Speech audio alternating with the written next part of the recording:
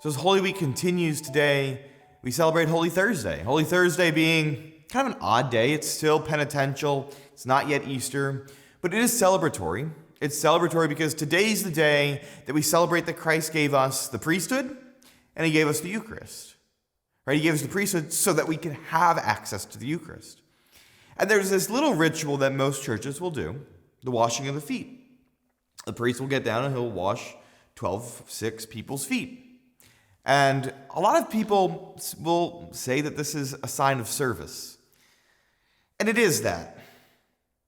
But to reduce it to service is to reduce it to something far below what is actually being communicated here. You see, this is a ritual washing. This is not just, touching dirty feet and getting the dirt off of them. But it's a ritual washing. It's this conveying of authority. It's this conveying of priesthood. It's preparing the men, the apostles, to provide for the church in the way that priests provide. It's a passing on of the divine life. Dare I say it's a passing on of authority. In the washing of the feet, Peter tries to fight Jesus. And he says, no, Lord. You're not going to wash my feet. And Jesus insists that he must be cleansed. And Peter says, no. If I need to be cleansed, then not just my feet, but my hands and my head as well. And Jesus says, no, you've already been made clean, but your feet need to be cleaned as well. Right? If you've already bathed, but you've walked to dinner, then your feet are dirty.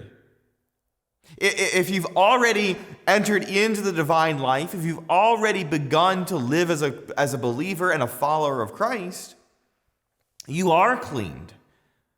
But you've encountered something that prohibits you from getting to the altar more perfectly. So let me cleanse you of that little bit of iniquity that you picked up on the way to the altar, on the way to the Eucharist. Let me give you just a little bit more cleansing to make you ready to do what you're being asked to do. It's a preparation